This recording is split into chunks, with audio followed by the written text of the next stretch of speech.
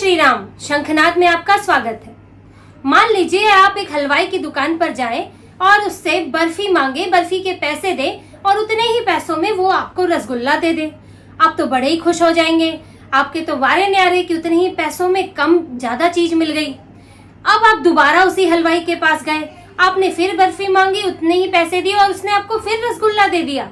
अब आपको तो लगेगा कि हलवाई बहुत अच्छा है, कुछ तो बात है, आप पर उसका विशेष प्रेम है, कोई वजह है कि वो आपके लिए इतना सब कर रहा है। कुछ यही बात अरविंद केजरीवाल के साथ हो रही है। अरविंद केजरीवाल जाते हैं गिरफ्तारी का मामला लेकर और उन्हें मिल जाती है अंतरिम जमानत। गिरफ्तारी पर फैसला नहीं होता है, लेकिन अंतरिम जमानत जरूर मिल जाती है। उनके लिए तो सोने पे सुहागा हो जाता है कि गए थे एक मामला लेकर और दूसरे मामले पे जमानत मिल गई। ना दलील देनी पड़ी, ना हमने वकील लगाने पड़े, ना कोई सबूत देने पड़े, ना गवाह देने पड़े और हमको जमानत मिल गई।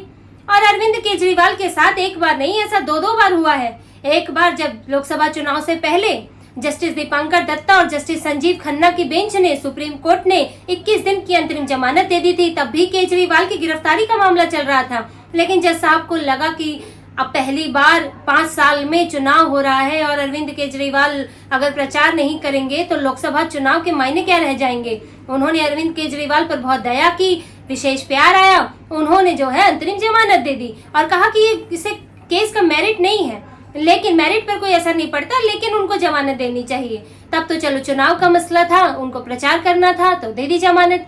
लेकिन अब फिर से जब अरविंद केजरीवाल की गिरफ्तारी पर सुनवाई हो रही थी, उस पर फैसला आना था, तब उनको ईडी के मामले में, ईडी की जांच में उनको जो है जमानत दे दी गई। एनफोर्समेंट डायरेक्टरेट जो इस मामले को देख रहा है, शराब घोटाले में जो prevention of money laundering act के तहत उन्होंने गिरफ्तारी की है, मामला दर्ज किया है, उसमें अरविंद केजरीवाल को अंतरिम जमानत दे दी गई। और मजे की बात ये है कि अरविंद केजरीवाल ने जमानत मांगी भी नहीं थी। वो तो कह रहे थे कि मेरी गिरफ्तारी गलत है, उस पर फैसला दे दीजिए। हालांकि इस जमानत के बाद भी अरविंद केजरीवाल जेल से बाहर नहीं आ पाएंगे, क्योंकि सीबीआई उन्हें गिरफ्तार कर चुकी है और उसकी गिरफ्तारी और जमानत का मामला अलग से चल रहा है। अभी ट्रायल कोर्ट में मामला है। लेकिन ये जो आज जमानत मिली है, अंतरिम जमानत मिली है, वो कई सवाल खड़े करती है। इसमें पहला सवाल ये है कि जब 17 मई को सुप्रीम कोर्ट ने अरेस्ट के मामले में फैसला सुरक्षित रख लिया, इसकी सुनवाई लंबे समय से चल रही थी। अरविंद केजरीवाल जो है मार्च में गिरफ्तार हुए थे, तब से गिरफ्तारी को चुनौती देने वाली याचिका चल रही है। वो लोअर कोर्ट में उनकी याचिका खारिज हो गई, गिरफ्तारी को सही बताया गया, हाई कोर्ट में सही बताया गया, फिर सुप्रीम कोर्ट में मामला था। सुप्रीम कोर्ट ने 17 मई को अपना फैसला सुरक्षित रख लिया। अब आज 12 जुलाई, लगभग 1 महीने बाद सुप्रीम कोर्ट फैसला सुना रहा है, अपनी छुट्टियों से वापस आके फैसला सुना रहा है, जबकि वेकेशन बेंच को भी दिया जा सकता था। और क्या फैसला सुनाता है कि ये जो गिरफ्तारी का मामला है वो तो लार्जर बेंच सुनेगी, उस पर हम भी फैसला नहीं दे पाएंगे, वो लार्जर बेंच फैसला देगी, लेकिन हम अंतरिम जमानत दे रहे हैं। क्यों दे रहे हैं? क्योंकि अरविंद केजरीवाल 3 महीने से जेल में है, 90 दिन हो गए हैं। अब इतना तो बहुत होता है। अरविंद केजरीवाल की लिबर्टी है, स्वतंत्रता है, अधिकार है, ये सब का हवाला देते हुए उन्होंने अंतरिम जमानत दे दी और अरविंद केजरीवाल जमानत लेने गए भी नहीं थे। जब लार्जर बेंच अरेस्ट का मामला देख सकती है तो लार्जर बेंच अंतरिम जमानत का मामला भी दे सकती है। तो अरविंद केजरीवाल को अगर वो अंतरिम जमानत देना ही चाहते थे तो कह सकते थे कि लार्जर बेंच उनकी जमानत पर भी विचार करे। और ये बहुत हैरानी की बात होती है कि जब किसी आरोपी ने ये आवेदन ही ना किया हो जमानत के लिए, उसे जमानत दे देना, ऐसा बहुत कम ही मामलों में होता है कि सुप्रीम कोर्ट आगे बढ़ के जमानत दे रहा है, वो भी एक ऐसे व्यक्ति को जो कि बहुत प्रभावी व्यक्ति है। क्योंकि इस वक्त भी सुप्रीम कोर्ट ने माना है कि अरविंद केजरीवाल काफी प्रभावी हैं, वो बाहर जाके एविडेंस से, सबूतों से छेड़छाड़ कर सकते हैं। क्योंकि जमानत देते हुए यही कहा गया है कि जो 10 मई को जमानत दी गई थी पिछली बार अंतरिम जमानत, वही शर्तें लागू होंगी। और वो शर्तें क्या थी कि अरविंद केजरीवाल दिल्ली सचिवालय नहीं जा सकते, वो मुख्यमंत्री के दफ्तर में नहीं जा सकते, अपने दफ्तर में नहीं जा सकते। क्यों? क्योंकि वो गवाह सबूतों से छेड़छाड़ कर सकते हैं, प्रभावी व्यक्ति हैं, किसी को इन्फ्लुएंस कर सकते हैं। गवाह कल को अपने बयान बदल सकता है, दबाव डाला जा सकता है। जैसे कि शराब नीति के समय भी ये आरोप लगा है कि जिन लोगों ने पैसा नहीं दिया, जो कारोबारी पैसा देने से इनकार कर रहे थे, उनको परेशान करने की धमकी दी गई। पंजाब में अगर उनकी शराब की दुकान है तो ये किया गया कि वो अपना कारोबार ढंग से नहीं कर पाएंगे अगर वो पैसा नहीं देंगे। तो इस तरह की धमकियां पहले भी दी जाती रही हैं। अरविंद केजरीवाल को ये अंदाजा है कि सीबीआई और ईडी उनके पास कौन से गवाह है, कौन से सबूत है, मामला किस दिशा में जा रहा है, और ये भी वो समझ चुके होंगे कि उन्हें किसको रोकना है। इतना उनको अंदाजा लग गया होगा और वो ऐसा कर सकते हैं। यही सोचते हुए कोर्ट ने भी उन्हें अब भी सचिवालय जाने की इजाजत नहीं दी और अपने ही दफ्तर में जाने की इजाजत नहीं दी है, लेकिन अंतरिम जमानत दे दी है। लेकिन ये बहुत अजीब है, भले ही वो अपने कोर्ट में दफ्तर में ना जा पाए, अपने दफ्तर में सचिवालय में ना जा पाए, लेकिन वो मुख्यमंत्री तो है, उनके घर तो चीजें आ सकती हैं, वो फोन मिला सकते हैं, मिल सकते हैं, संदेश पहुंचा सकते हैं। यही वजह होती है कि जांच एजेंसियां इन्फ्लुएंशियल लोगों को जेल में रखना चाहती हैं, ताकि जांच के दौरान, ताकि ट्रायल के दौरान गवाहों से छेड़छाड़ ना हो सके, सबूतों से छेड़छाड़ ना हो सके, क्योंकि उनसे पूछताछ तो हो चुकी है, लेकिन ये भी सुनिश्चित करना है कि जो गवाह और सबूत हैं वो इंटैक्ट रहे, उनसे कोई छेड़छाड़ ना करे।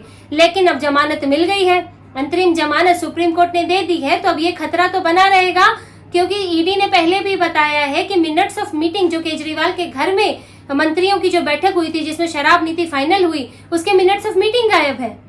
तो जब वो गायब हो सकते हैं तो बात की चीजें क्यों नहीं गायब हो सकती। लेकिन जज साहब ने इस पर विचार नहीं किया और उन्होंने जो है अंतरिम जमानत दे दी।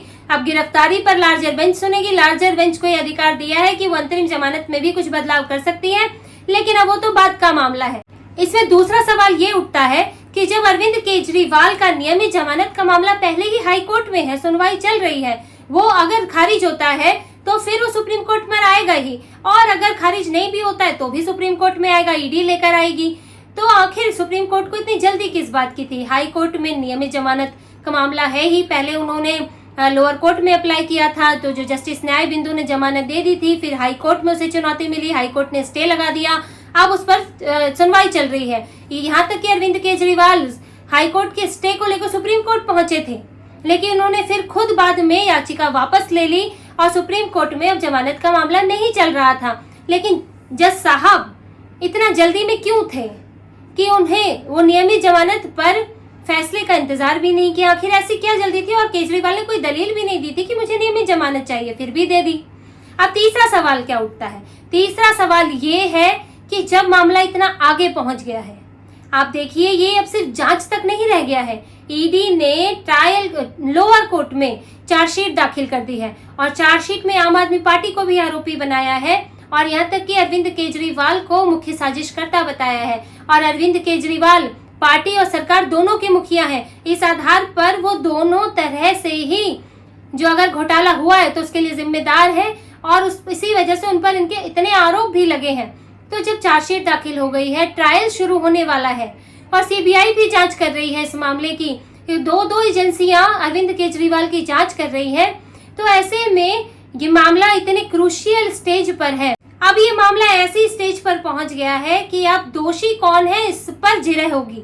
अब दोनों पक्ष अपने सबूत गवाह रखेंगे। अब जमानत पर नहीं चलेगा मामला, अब गिरफ्तारी पर तक बात नहीं है कि गिरफ्तार कर लिया ये गलत है, जमानत दे दीजिए, क्योंकि इन्होंने जो है कई गवाहों को इग्नोर किया है और खास तरह की गवाही को स्वीकार किया है। ऐसे आरोप अब नहीं चलेंगे। अब कोर्ट में ये इस पर चर्चा होगी कि कौन दोषी है, शराब नीति में घोटाला हुआ है कि नहीं। तो और अगर कोई दोषी पाया गया तो सजा हो जाएगी और सजा के बाद जमानत नहीं होती है। तो लेकिन अब इतनी क्रूशियल स्टेज पर जब आपको कोर्ट में गवाह सबूत लेके जाने हैं, अगर वो प्रभावित हो जाते हैं तो कितना बड़ा नुकसान होगा। ईडी की मेहनत, सीबीआई की मेहनत जो 3 साल इस मामले को हो गए हैं और कड़ी से कड़ी जोड़कर आखिरकार सिसोदिया और अरविंद केजरीवाल के कविता जैसे ऊपर के लोगों तक ईडी पहुंच पाई है। नीचे से शुरू करके कई लेयर तोड़ते हुए, कड़ियां जोड़ते हुए इतनी ऊपर तक पहुंची है। अगर यहाँ जाकर कोई नुकसान होता है, कोई इन्फ्लुएंस होता है, तो ईडी और सीबीआई की मेहनत का क्या होगा। ऐसे अधिकारियों का मनोबल गिरता है। आखिर वो भी मेहनत कर रहे हैं, वो भी काम करने वाले ही हैं। अगर आरोपी को इस तरह से छोड़ दिया जाएगा, क्योंकि जब वो आरोपी हैं तो ये भी है कि आप उन्हें दोष मुक्त नहीं कह सकते। ये नहीं कह सकते कि उन्होंने अपराध किया ही है, लेकिन ये भी नहीं कह सकते कि अपराध नहीं किया है। लेकिन अगर जांच एजेंसियां चिंता जताती हैं कि गवाह सबूतों से छेड़छाड़ की जा सकती है और की भी गई है, पहले भी की गई है, तो उन्हें जेल में रखना कोई ऐसा गैर वाजिब नहीं लगता। आखिर वो अगर दोषी कुछ समय बाद जब कई चीजें पेश हो जाएंगी कोर्ट में, तब उन्हें जमानत दी जा सकती है, उसमें कोई दिक्कत नहीं होगी। लेकिन आज इन्होंने शुरुआती दौर में ही, ट्रायल के शुरुआती दौर में ही कोर्ट ने जमानत दे दी। ये सोचने वाली बात है। और ये जो सवाल खड़े होते हैं, इनके जवाब भले ही जस्टिस सुप्रीम कोर्ट के जज उनसे कोई डायरेक्ट तो ये जवाब नहीं मांग सकता, लेकिन ये बात उठ रहा है, ये चर्चा में है। पहले भी सवाल उठे थे, आज भी सवाल उठा रहे हैं। और ये अंतरिम जमानत की जो नजीर पेश की जा रही है, पहले भी जो इन्होंने दिया था उसके बाद हेमंत सोरेन पहुंचे थे, उनको नहीं दी गई इसी तरह से। लेकिन जो ये अभी नजीर पेश की जा रही है, उस नजीर को आधार बनाकर अब दूसरे लोग भी कोर्ट पहुंचेंगे और इसी तरह की जमानत की उम्मीद करेंगे, कोशिश करेंगे और कानून व्यवस्था का मजाक उड़ता जाएगा। तो इसी तरह की और खबरें और विश्लेषण आपके लिए लाते रहेंगे। हमसे जुड़े रहिए, सब्सक्राइब कीजिए, कमेंट कीजिए। बहुत बहुत धन्यवाद। जय श्री राम।